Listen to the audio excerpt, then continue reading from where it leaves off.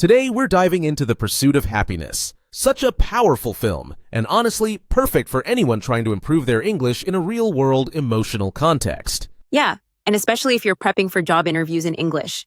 The formal tone in that famous scene where Will Smith's character walks into the interview without a shirt. Iconic, but also super educational. Exactly.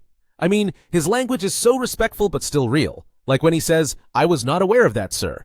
That phrasing is gold. It's polite, professional, and shows humility. Super useful for interviews. And don't forget the pronunciation. The way he connects words naturally, like was not, sounding more like was not.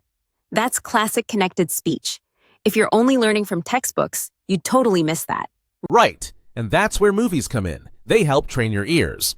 If you want to understand native speakers at real speed, you have to get used to how words blend together. Otherwise, everything just sounds like a blur. And that's the frustrating part for learners, isn't it? You know the words, but when someone speaks quickly, it's like, wait, was that even English? Been there. That's why using movies like this is such a game changer. You get emotional engagement and language learning in one shot. Double win.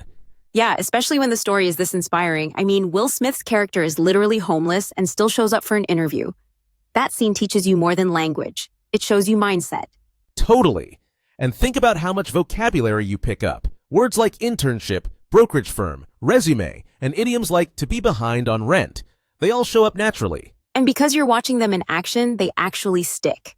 It's way easier than memorizing lists. Plus, you start to feel how the tone shifts, like when he goes from nervous to confident during the interview.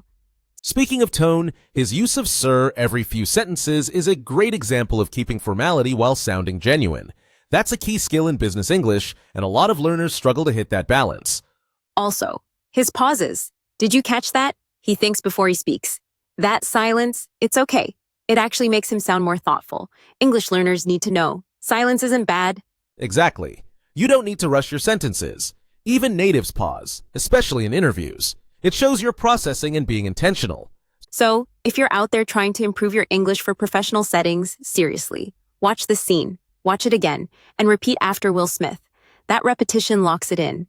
And maybe watch it with subtitles once, then without. Challenge yourself. See how much you can catch without reading. That's how your listening skills go next level. Oh, and don't just watch. Interact. Pause the video, shadow the lines, mimic the rhythm. Become the character, even just for practice. Honestly, I'd say this movie is like an unofficial English coach in disguise. Inspiring story, strong language models, and emotional context, it checks every box. And if you're someone who loves learning with movies, trust me, this one belongs on your repeat and learn list. All right, before we wrap, one thought for our listeners. If you had to walk into a job interview in a tough situation like Will's character, what's one phrase you'd want to have ready in English?